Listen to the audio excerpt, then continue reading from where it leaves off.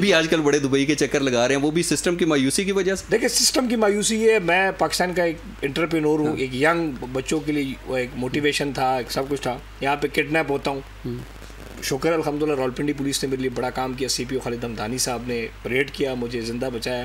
लेकिन मिसाल के तौर पे एक डर तो फिर भी है ना।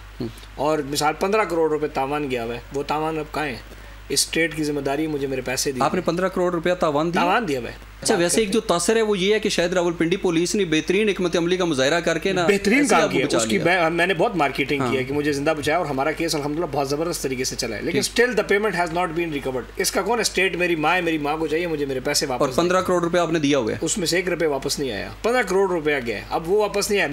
मैं बिजनेसमैन हूँ, मेरे साथ लोगों की इन्वेस्टमेंट है, मैं कहाँ जाऊँ? मैं इस मुल्क में कैसे सर्वाइव करूं? वो 15 करोड़ रुपया चूँकि पिंडी पुलिस की इंटरवेंशन से पहले दिया गया था, और 15 करोड़ लेने के बाद भी जो भी अमाउंट था मुझे नहीं पता, तो वो फिर भी अभी बदनीयत थे।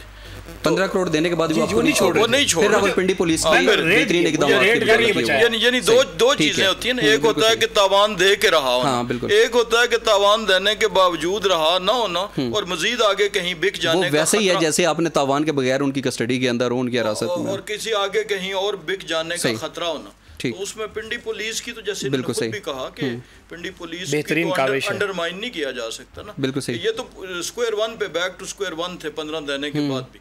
तो ये वो अगर रावलपिंडी पुलिस जो है वो इकदामात ना करती तो शायद आज आप हमारे जिंदा ना होते। नहीं, अल्लाह ताला इनको सेहत दे। लेकिन बहरहाल ये एक बहुत बड़ी जो है ना एक कंट्रीब्यूशन तो थी उसी सिक्योरिटी की तरफ कि पुलिस ने रिकवर किया। बिल्कुल सही।